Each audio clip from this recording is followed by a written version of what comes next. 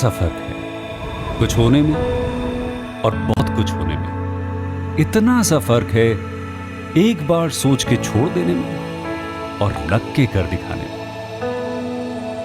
मान लेने में कि जिंदगी ऐसे ही कटेगी और सुबह 4 बजे उठ के सोचने में ये अभी तो बस शुरुआत है। किसी मैगजीन को हाथ में लेने में और उसी मैगजीन के कवर पेज पे होने में इतना सा ही तो फर्क है। वीआईपी सीट में और उसकी पिछली सीट में इतना सा ही तो फर्क है। वो जिसका मैदान ही खुला आसमान है वही कल जमीन पर तो था। पूछोगे तो बताएगा वो पंछी कि एक दायरे में सिमटने में और पूरी दुनिया को दायरा बनाने में बस इतना सा फर्क है। इतना कितना है? इतना है या इतना है? जो नापेगा वो जाने कि जहां धरती और आसमान मिलते हैं, नानकुर से दूर, अगर मगर शायद से दूर, वहां भी दोनों में फर्क बस इतना सा है। धरती और 7वें आसमान में फर्क बस इतना सा है। ये एक अंतर प्रेरणा है। ये हमारी, आपकी, हम सब की अंतर प्रेरणा है। एक कदम, एक छलांग, एक बाजी, एक गहरी सांस और एक ललकार खुली हवाओं में कि हाँ मैं बना हूं उन फिजाओं के लिए, कि हाँ मैं बना हूं उन ऊंचाइयों के लिए जो ऊंची तो बहुत है पर नामुमकिन भी नहीं, क्योंकि मुमकिन और नामुमकिन में बस इतना सा फर्क है। धूप छांव में फर्क बस इतना सा है। तो बस चलिए फ्रेंचाइज इंडिया के साथ ये फर्क मिटा देते हैं। Franchise India, 20 years of ideas. Good afternoon, friends, and welcome to the Sunday edition with Franchise India. I am Gaurav Maria, Chairman of Franchise India. This is a series 2 for our new webinar series we've started called Successpreneur. And why I started that, I'll talk about that. But before we do, I'll introduce Franchise India. Franchise India is a 24-year-old company, pioneer in franchising, but more importantly, India's first start your own business platform. While we had many consulting firms before Franchise India, but there was no company which really helped people to start their business, and especially for micro to mid-size entrepreneurs who were looking to start the business. Franchise India was the first platform. And it came from my own need because I was struggling to really find what is the right opportunity which I can invest into. And I felt that there are so many entrepreneurs in this country, want to be entrepreneurs in this country, who want to really get a help in terms of choosing what business they can start. And that's was the idea which Franchise India started way back in 1999. We started with a publication, and then we got into exhibitions, then we got into our digital platforms, our consulting, and we have now a very large network which runs in about 90 plus cities. And they have consultants all over India, which are day and day night helping entrepreneurs or people who want to get into starting their business, helping them to make a very critical decision in terms of how to choose the right business. This series I started particularly for one reason, because we, on one side, Franchise India continues to bring in a lot of opportunities. Like, for example, last 2 years, we've done over 4,000 webinars and introduced about 800 fresh opportunities in the market. And any given point in time, if you go on franchiseindia.com, you will find about 8 to 10,000 different opportunities which are listed. It can be large companies, multinational organizations which are entering India. It can be large national companies, a lot of startups, a lot of mid-sized businesses, different industries. So it makes it even more difficult for people to make that important decision that how to choose what business opportunity you need to choose that. And a lot of people invest through Franchise India. And I thank them for that, because you've shown a lot of confidence on Franchise India over the years. Franchise India would, any given year, would sell about 10,000 people buying a business through Franchise India. And I know how nervous I am personally, because especially when people who are coming to business first time, and 40% of all who come to Franchise India and want to invest have never done business in past. So it makes me nervous even more, because they have no experience. They are trusting the judgment of Franchise India or our consultants and making that decision.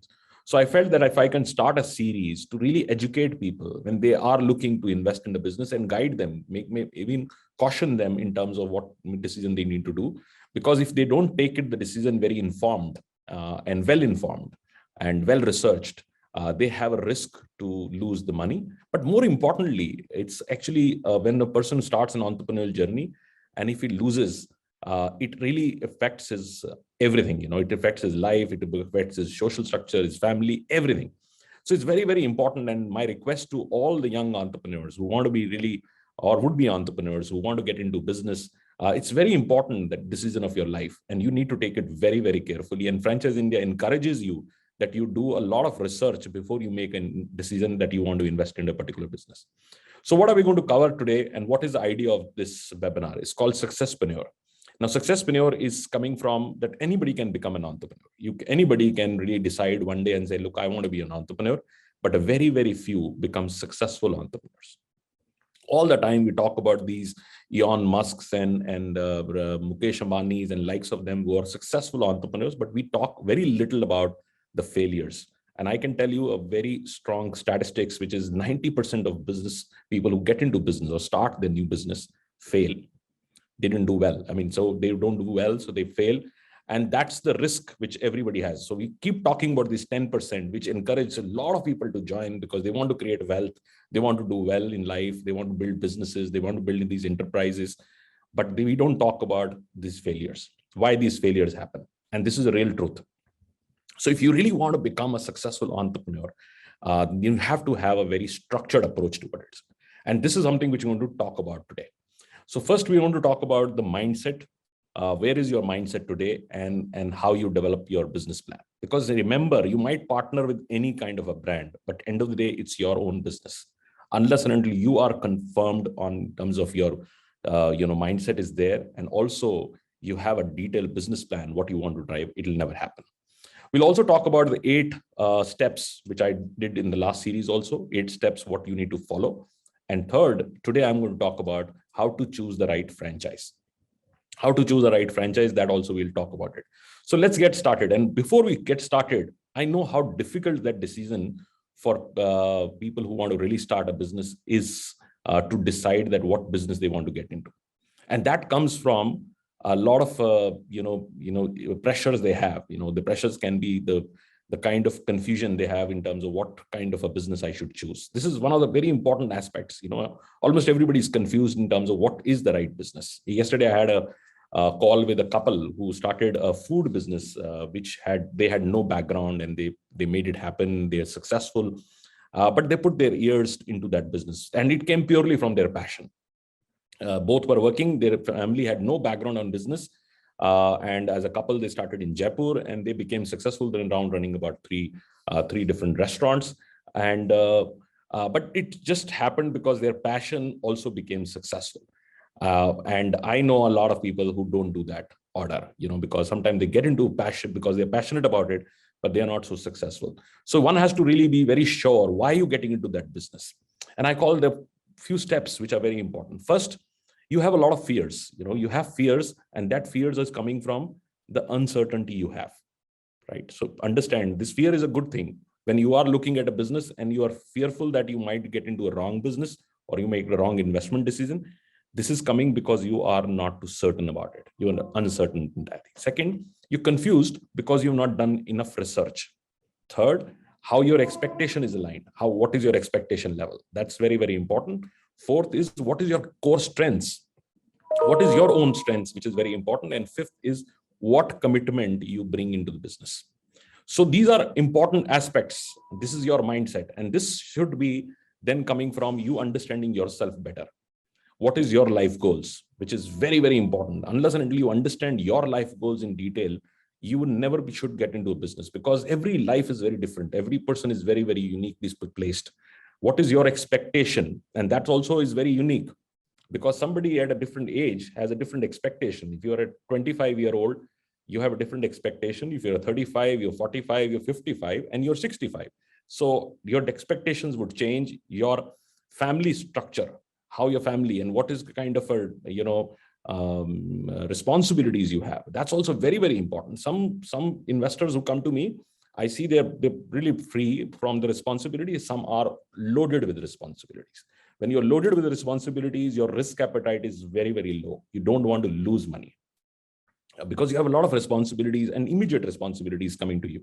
You might have some very important event happening in your life. You have to put your children to study abroad or something like that. You need cash. You need to reserve that cash and so on and so forth. So it's very important that you understand your life goals. Before you even venture out and start building your business plan, you need to define your life goals and what are the important events which are going to happen in your next 5-10 years since you're getting into business, and how the business is going to be supporting those events in your life.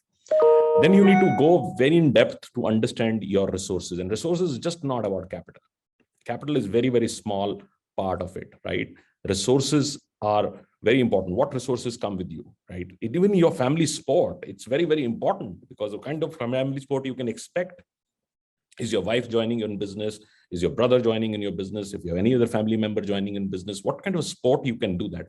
And my message to, especially for people who are working and they take decisions every day, Franchise India webinars would get about 25% of people who come to us are already in some kind of profession, and they over expect that they're going to go and do business and they can support that business, they can look after that business over weekends and things of that nature. And this is a mistake. This is a mistake. One of the areas which you need to understand, especially when you're running a small business, it needs you.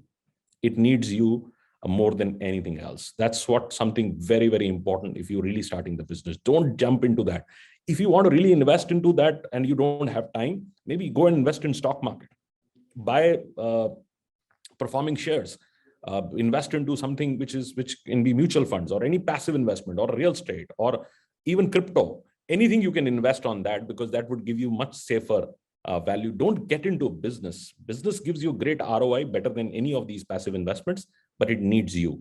That's very, very important. Unless and until you're very clear about it and you are very clear about your resources and commitment, don't get into the business. Now let's get into the 8 steps. Bajinder is asking one question, so I'll take up your question. And others also, if you want to ask a question, go into Q&A box and keep asking questions.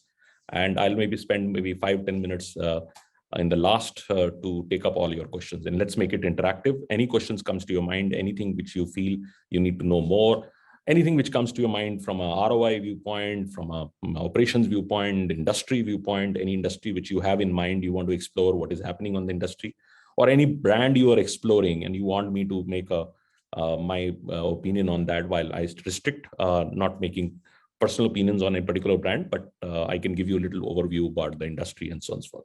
So use the Q&A box and ask as many questions, and I'll be happy to take questions for you. And also very critical questions which you have. I feel that the expectation alignment is very important. And a lot of people, when they come to us, they have very unrealistic expectations from businesses. I mean, I've seen youngsters who coming to us with the investment appetite of 10 lakh rupees and expecting to make money in 3 months or 4 months, and that's unrealistic. These are all unrealistic, and they become frustrated when they start the business and they are not happy what is going on, and they lose hope very fast. I've seen entrepreneurs who started businesses and closed in 4 months, 5 months. No business can stabilize in 4 or 5 months, and if you're closing it, you underestimated the whole structure, and sometimes they run out of cash in the first 15 days. Because they never predicted what kind of gestation the business can bring in, right? No business gives you money in the first 15 days that you can sustain yourself.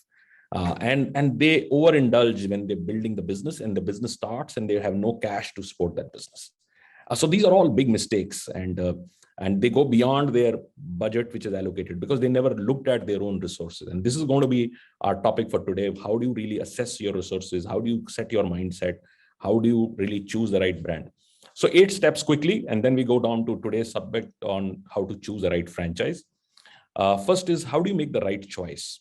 What industry or what brand and what location you want to start the business? You need to connect these dots. Very important. How do you make the right choice? And choice really starts with the industry you're picking up, and why that industry you're picking up over other industries available. And again, don't bring your passion to it. And that is absolutely, and a lot of people tell me, because I'm passionate about it, I said, just leave this. Do business because you can make a good money, and follow your passion. That should be the order. It should not be that just you are passionate about it, you want to get into that business. And that's where a lot of entrepreneurs who invest into, say, food businesses and other businesses actually are not belonging to that, and they fail. I know food is a great business, F&B is a great business, but not for everyone. And I'll talk about that, who should really get into that business and what it requires to be successful in that business is very, very important. Welcome, Arun. So Arun is also asking questions. So I'll pick up the questions, Arun, a little later. Keep asking your questions and I'll take on all the questions. So how do you make the right choice on the industry? That's very important. And this has to be connected with the brand you choose and also in terms of the location you want to do that, how that particular location is suited for that particular industry. And then you need to also go out and see the micro competition. What is happening in that particular location or business where you want to start? What is happening on that? It might be great or maybe overcrowded, or maybe has a serious gap. So you need to really see, are you getting into an overcrowded market, which means that you need to replace somebody or shift the customer from where is using some services and now you want to shift them to here. Say, for example, you want to get into F&B, salon, or these industries which are already highly penetrated. If they are highly penetrated, you need to ask yourself, what are you going to do different to shift people from where they're consuming to come to you? That's very important. It's very, very important because people are not waiting for you to come. They're already consuming something somewhere. What are you going to do different to shift them to you? That's very, very important question, which a lot of times is ignored and not answered. Even if you're partnering with a brand, the first question you should ask is, what makes you so special that you will be able to shift the customer wherever it is? And that's very important. Like, for example, now these days, e-vehicle has become a big reach, and e-vehicle would see thousands and thousands of dealerships which would come in. Now, my question to every e-vehicle brand, and there are about 300 brands which are now giving dealerships across India, I ask them and say, how are you going to compete with Hero? How are you going to compete with Bajaj? How are you going to compete with other players?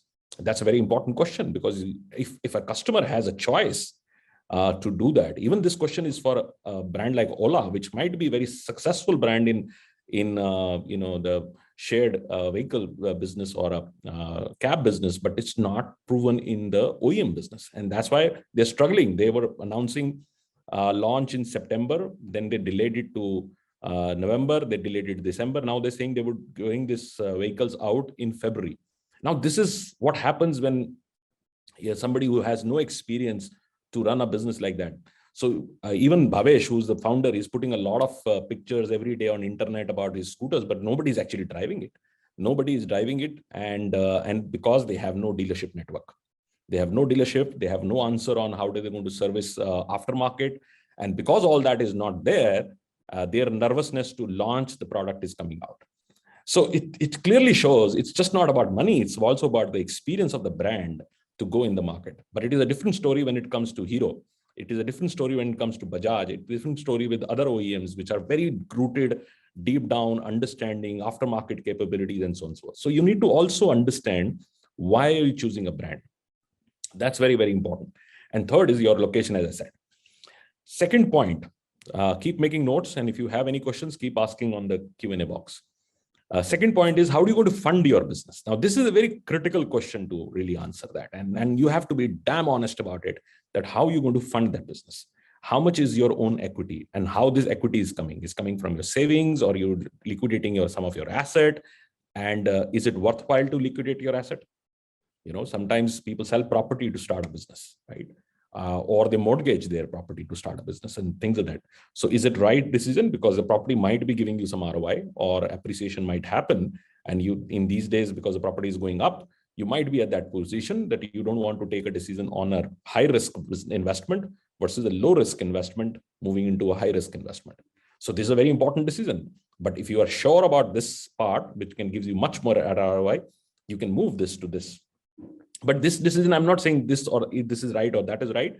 I'm trying to raise a question that's very important for you to really understand, and how you're really going to fund that business. And if you're taking some kind of a loan or a debt or even soft borrowing means your father is funding you, your brother is funding you, your friend is funding you, and things like that.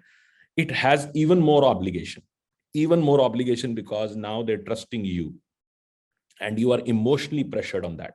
If you're lending from bank, you still businesses, your accountability is only to the bank, and when you are lending from your inner circle, you have much more emotional obligation which starts coming in. So it's very important how you fund your business. And if you are funding your business and you relatively comfortable because you have that kind of reserve available with you, or you have a plan B, plan C ready with you, then you can take decision. My advice to a lot of first-time entrepreneurs, first time getting into business, always start small. Always start small. Don't get into any peer pressure. Nobody is worried about what you're investing and what you're doing. It's your business. It can be as micro as possible. No problem. I mean, I've seen people who are millionaires and they have started businesses as small as maybe 10 lakh rupee business or 15 lakh because they don't want to liquidate their assets. They're asset rich, but they want to start a business which is small, and they do the right thing. They're always in peace. They're always in peace to build that business brick by brick. And that's how entrepreneurs should do. They should not stretch themselves. They should not stretch, because if you're stretched, you'll not be able to support the business. Third is, where are you going to house this business? What kind of real estate is required? What kind of other resources are required for setting up that business? That's very, very important. Then you get down to fourth point. How are you going to incubate the business model? How are you going to incubate your current business model? How are you going to stabilize that business model? That's actually, I call it 4 stages. 4 stages are very, very important.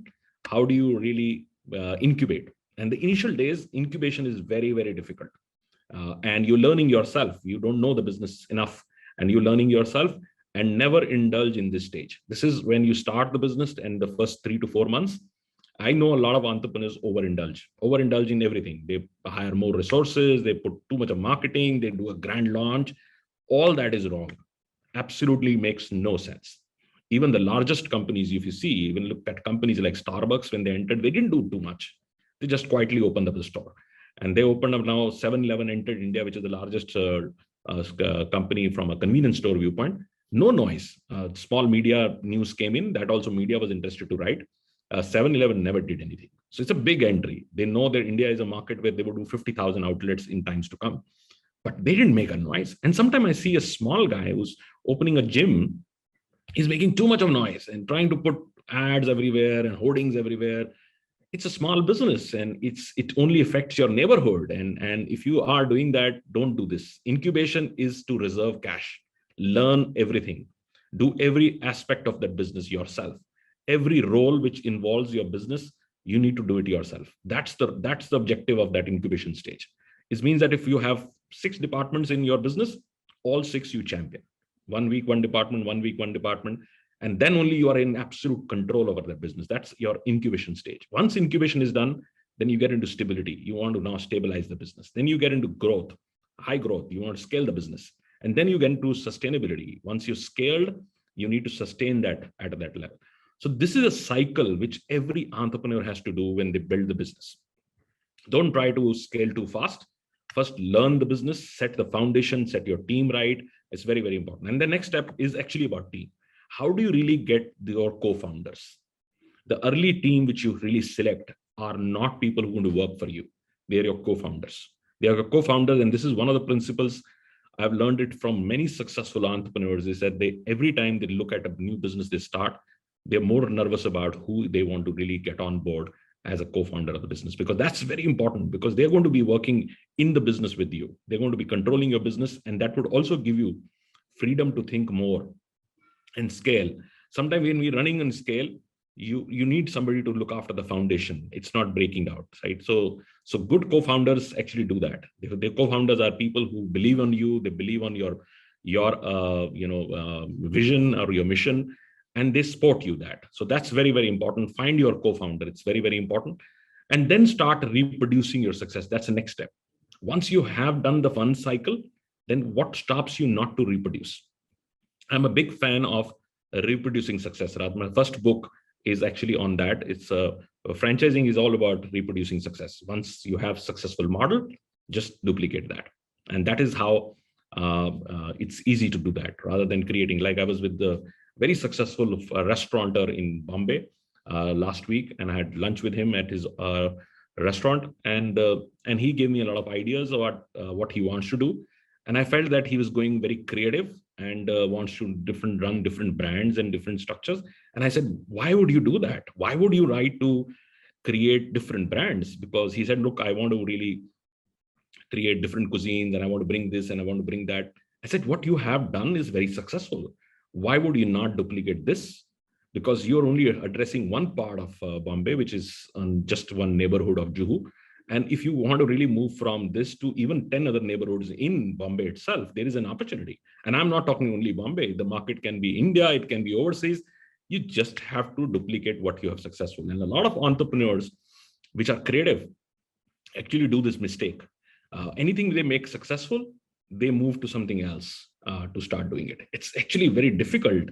And if you have something very successful, it is much easier to duplicate that success.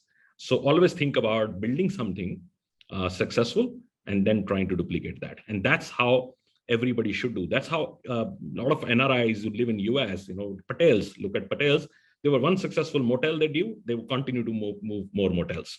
And that's how a lot of people I know have built great empires, because they were successful in something and then they duplicated that in multiple times. You can be a serial owner of a same brand at different locations and different structures. And that makes you more successful because you championed that. You exactly know what needs to be done. So my advice to a lot of entrepreneurs is think small, start maybe one unit and then become a multi-unit owner. And that should be your journey. And that should be the entire thing, rather than somebody going and trying to do different industries, different brands, and so on and so forth. Finally, the seventh point is, how do you build value? How do you build value in your business? That's very important. If you are able to build something which is sustainable and can run without you, becomes valuable. At that stage, you can even look at capitalizing or exiting the business. Smart entrepreneurs know how to really build a business, set the value, and find an event which can give them opportunity to capitalize or unlock value. Because at the end of the day, you are building to create wealth, and wealth creation is a process of incubating something good, stabilizing something, making sure that it is valuable and it can be transferred to somebody else, and finding that event to find that exit. That's how successful journey of an entrepreneur happens. Any of these 4 steps, if you're not able to do it right, you will not be completely successful. Good successful entrepreneurs always find that entire piece, to find the right timing also where you can do an exit. So friends, I'm getting into the last part, which is how to choose the franchise. And this is a topic for today. And if you have questions, please go ahead and ask on the Q&A box or a chat box, and I will be able to do this. Now, a lot of investors come to us in terms of deciding what franchise they should buy. And most of the times the answer is, I want to invest the lowest, I want the highest return. Now, this is high expectations from what your capital can do for you. But more importantly, you need to ask 4 fundamental questions. 4 fundamental questions which are very, very important. First is, how much is the real capital which you want to really deploy? That's a very important question. And that would also mean what kind of industry you want to choose where you can maximize this capital. Because there are different industries which would give you different returns on the capital you want to deploy. So what is very important is to really firm up and have that number in mind. And I can tell you, a lot of people have joined this webinar. And if I ask everybody and say, give me an absolute number, which you're absolutely clear what you want to invest, a lot of them would not have that clarity. So you have a range and you want to do this, but you not have that clarity. And more importantly, what you want from that capital, that's also not a clarity, which means everybody wants a great ROI, but they don't know what it means. For example, I want to invest 20 lakh rupees, but I want a good ROI, and good ROI in sense is 30%, which means I get 6 lakh rupees annually. And after all my other taxation and other things, I would take home, say 4.5 lakh rupees, which means that I'm taking home maybe 40,000-50,000 rupees a month. And that people will say, no, I'm not excited because I can make more in my job. After putting 20 lakh rupees, I'm not even getting what I can get in my job. Then why should I do a business? Now, this is setting the right perspective, understanding, and this is a good ROI. 30% is a good ROI. Nothing which you get in that. You invest into stock market, average IRR yield would be 15 to 20% if you want to do that, or any other investment in the best of the times I'm talking about.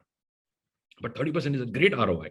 But it might not sound very interesting for an entrepreneur who can have an alternative on a job, because he can make 1 lakh rupee on a job. So these are very important questions to answer. And but then you have to might choose a different industry because your capital outlay is low, but your expectation is higher. That means you need to really see businesses which value your experience, which is my second point. But second point, first understand the capital, what capital can bring in. And if you feel that your capital is not enough to give your expected ROI, then you need to bring and bundle it with your experience. Experience, what you bring in, what is your experience, what is your ability, that would give you now return on your time. That's where your return on your time also starts coming in. Imagine your business can pay you also, which means that it's giving maybe 50,000 rupees ROI, but you also as a CEO of that business withdraw 1.5 lakh rupees as salary, and business can afford that. So which means now it is making sense because you're getting return on the capital you deployed, and that money business is also hiring you as the person who's going to run business. That would mean the third part, how much involvement of that time you can bring in, which would do now a third return, which is called return on involvement. How much involvement, what man hours you're committing? Are you alone coming in, or are you bringing your family member also? If this is there, are you both being very clearly given what is entitled? Like this couple I talked about, and I saw the husband was still in business because the business was not reached to a point. This couple was running restaurant. The business, the husband is still in his banking business because the business is still not got to a level where it can afford him in the business. So smart people really define what is capital can do for me, what is my experience bringing in, what is my time man hours, which is not only mine, but anybody else with me. And finally, what is the strategic value which you have, which you can bring into the business. It can be market entry, something which you take first to that market. You saw an opportunity, something was very, very successful happening in Bombay, but not in Calcutta. You were the first one to bring that into Calcutta. So you get that arbitrage of that value. So out of these four, what are the four things out of the four? What are you bringing? All four, 3, 2, or 1? If the answer is just 1, which means that you just want to put capital, then might not be taking opportunity like a franchise owned, franchise operated. You might be going with franchisee invested, company operated. So we have great opportunities these days, backed by good companies, which will say that you invest or into their existing maybe store from Croma also. Croma, which is a Tata enterprise, you invest a 5 crore kind of investment and they run the business and they give you return on your capital when deployed. So that kind of business would work. But we have to be very careful, who are you putting the money with? And do you really see that they would be able to give you substantial return and also sustain that business and make money on that because they are running the ship and they're still paying you that entirely? And why they have to raise it from you? That's also another question. Why are they not raising from a bank or a private equity or a venture fund? Why are they going to individual investors and giving high return to them? Because money is available at 12, 13, 14, 15, 16% from a lot of other sources. Why would somebody give you a 25% return or 20% return on your capital? Why are they not sourcing from other alternatives? These are very important questions to answer. And so you need to choose that investment. If you are just bringing in capital and you don't want to bring in any of the other three, your involvement, your experience, or your strategic value, then you need to be very, very careful that how do you do this FICO deals? And a lot of times the mistakes happen because the greed at both sides is very high. This company wants to raise quickly from smaller investors because they feel that they can scale and they can build value. And sometimes the smaller investors are driven from very high return expectation without doing anything, which means that I want to put 20 lakh rupees and I want my return to come in 2 years or double the money, but I don't want to work. Now, this all sounds very unrealistic to me because the businesses are tight, and why would somebody give you that kind of a return where they have to run and operate the business? That's very, very important and sensitive question to answer. Please take advice and reach out to me if you are doing any kind of discussions. We can have a frank discussion and I'll give you a frank answer. Even if it is a client represented by Franchise India, we will give you all that tools to really evaluate that opportunity. But if you are bringing in your experience also, then you need to really, all the other 4 things you're bringing in, then you need to maybe go with 4-4, which is franchise owned and franchise operated. Now, remember, you are operating the business. You are the one who's driving the business. And it is up to you how well you drive that business. I have seen franchisees outperforming the franchisor. Very clearly, there are franchisees I've seen which have done better than even the franchisor own outlets because they were more involved, they understood the business, and they did extremely well. So this is up to you. This is your ship. You're running the business. Again, you have to see how deeper involvement is required. Like a lot of people want to get into food, but food needs so much of involvement. And if I tell everybody who comes and tells me, I want to invest into the food business. I tell them only one thing: if you can go behind the counter and work yourself, then only get onto food business. A lot of people I know look like involved in the business, but what is their involvement? They come with family, dine at their own restaurant, and go back. Or probably say the sales report in the evening. They are not involved. They are not involved in the business. And if you are thinking of doing something like that, then this business is not right for you. Maybe then you want to do a business, then do a retail kind of business, which means that open up a Nike showroom in a good high street location. You don't have to be involved in so much involved. You don't have to sit on the counter. The business is very product driven and product works and the brand is known.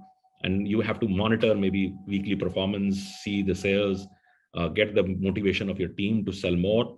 That kind of thing you need to do. But anything which is very operationally heavy and operationally demanding, you need to be involved. You need to be somebody who's there. And then you cannot fail. That's very, very important.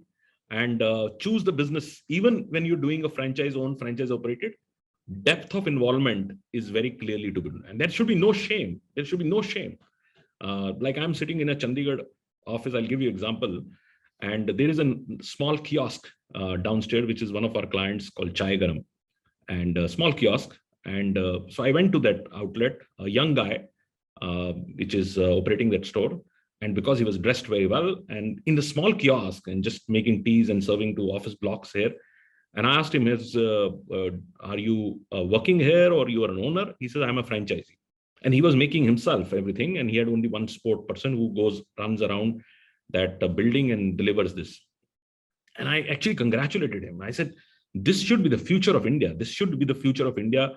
Why can't we pick up our own job in our own business? And there should be no shame to really do this. I know a lot of people who feel not so well to really work in their own businesses. They feel like they're not, especially people who come from large corporate backgrounds, they feel that this is actually step down for them. Actually, you should take a pride to work in your own business. What is a problem? That's your own business. That's your own universe. And you need to really work on that. So I rather congratulated him. And I said, you are the right kind of a franchisee and right in structure. You can never fail. You will never fail in anything which happens to you because you're so involved. You're so involved in your own business. So nothing can go wrong in your structure. So you need to really be honest about your involvement. That's very, very important. Now, finally, the final 5 things which I will leave you with when you are looking at a franchise, always think about these 5 things. First, investigate the founder. Who are you investing with? And why do you feel that this guy is the best guy to run that business to next level? So what is his vision? What is his past? What is his commitment level? And that's very important. And it's not important to me that this founder is a 30-year experience or 5-year experience. Really understand the commitment level, how they are standing in the business for what they commit for and so on and so forth. Second, now these days, a lot of companies are investor-backed. Investors are seasoned investors. These are private equity firms and venture capitalists and so on and so forth. They do a lot of research to back the companies. So if you are backing on and taking a franchise for a very strongly investor-backed company, you are largely safer because they are putting a serious money behind it. We are doing a lot of companies like that. We've done Zomato, we've done Grofers, we're doing Vedantu, and all these companies are backed by serious investors. We're now doing a preschool chain, Lighthouse. Lighthouse is backed by KKR, a very strong company, strong pedigree, strong management. That gives you good comfort to do that. Third is understand the team and the infrastructure this company has to support you. Always when you're buying a franchise, you come to Franchise India shows, everybody comes to Franchise India shows, they bring in checkbooks, they sign there and take a picture and say, this is a franchise. Don't do this. Come to our shows, have a serious discussion, understand their opportunity. While everybody is there to sell you, I changed this whole business model. Before Franchise India, there used to be queue outside companies' offices where people used to go and apply. But I changed the model. I changed the model and said, if I want to invest, I need to make a choice. So you come to Franchise India shows, everybody wants to sell you a franchise. Everybody wants to sell his business, right? They're competing with each other to sell you. So you are on a priority, you are on a positioning, you are actually now somebody who can make the choice. Why you and why not this other company? But never take decision in haste. Always set an appointment. I call the discovery day. The discovery day is you set an appointment and go for a discovery day with the company and tell them that I want to spend 6 hours. And after 6 hours, I still don't want to make a decision. I will go back and digest what I got. But this 6 hours, I want to meet your team. I want to see your infrastructure. I want to see your supply chain capability, everything I want to see. And once you see that, you have a much more belief system. You can really see through that you can do this business and you can get the relevant support. Even if you didn't saw that and you felt that the opportunity was great and you want to be also doing the same opportunity, sometimes entrepreneurs are very good innovators. They innovate something which is very fresh and great idea, but they are not deep rooted. They've not done enough. But you are believing that this idea would work. But then you also know that a lot of other things you need to do to yourself because the company is not ready to support you. But you want to pick up that idea before it is too late. So it's a decision which you're doing consciously. You're doing it consciously. That's very, very important. Then we also see past performance of these businesses. That's very important. Even if they're franchised, then talk to their franchise. If they're not franchised, go and visit their business. Understand if there is a retail business, go on a weekday, go on a weekend. See the both reactions and how it needs to be done. If you go on different timelines and see the business, spend time in that business. That's very, very important. And finally, what I call MWM, which is master what matters, which means go to the financial plan in depth, very, very in depth, and understand the financial plan, understand what it takes to do the business, how much gestation is required, what kind of a reinvestment might be required after 2 years, 3 years. Might be a situation where you have to reinvest in the business. All these are very important decisions to do that. Use our Franchise India team. Don't use them just for buying a business. Brainstorm with them, use them for giving you a lot of information, a lot of exploration on different opportunities, different businesses before you make a decision to invest. So friends, this was today's webinar. I will continue to do this series every Sunday. And next time I'm going to do a little more extension on that. So if you want to continue to come back and ask me questions, more than happy to answer that. Let me take 1 or 2 questions which everybody has asked. Vinder is trying to do retail, especially in footwear.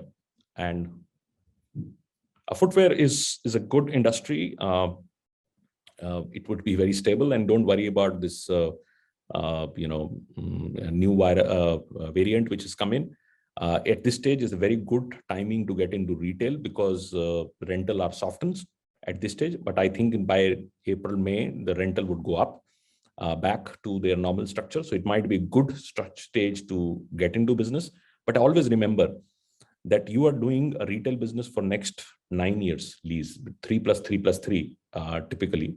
So 9 years, if you are able to get even 10% lesser rental, that 10% is for 9 years. So which means the profitability, even the business for 5-6 months, while I don't think retail sales numbers are back to about 80, 85, 90% for most of the companies. And some companies is actually outperforming, especially value-based brands are outperforming their numbers, absolutely outperforming.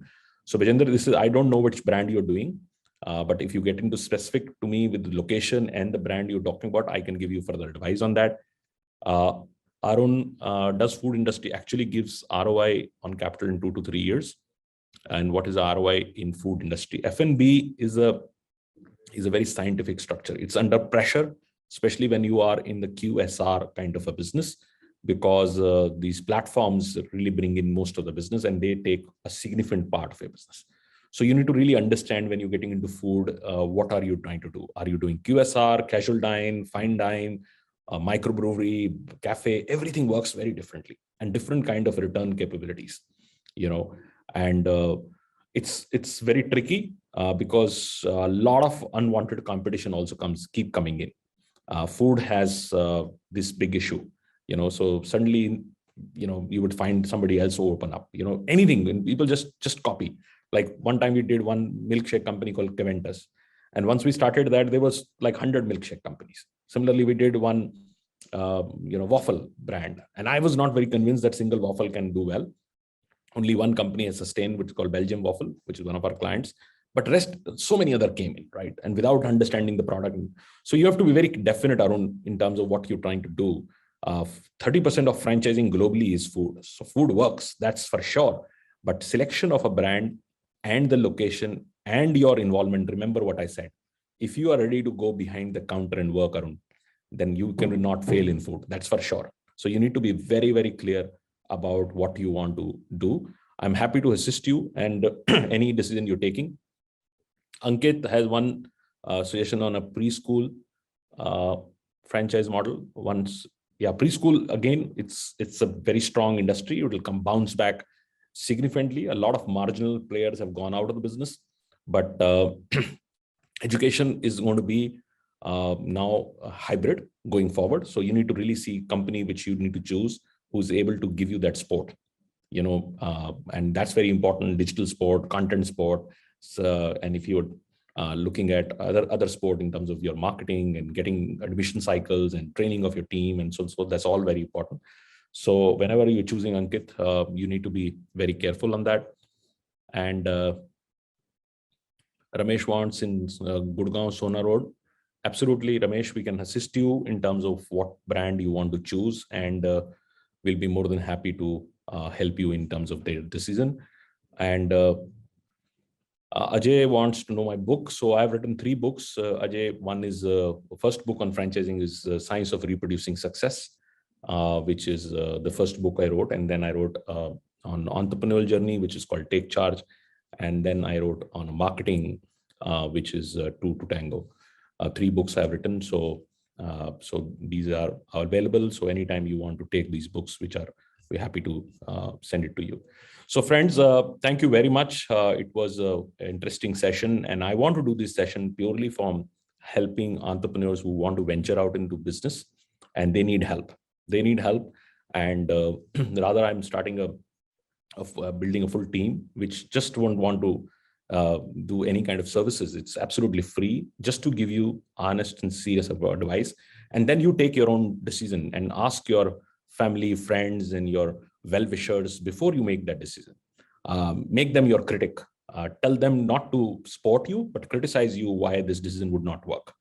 And even after that criticism, you choose to do the business, then you are absolutely mentally ready, because it's 90% mindset. People make money out of everything. Like I was giving example to look at Rakesh Jhunjhunwala. His health is not right.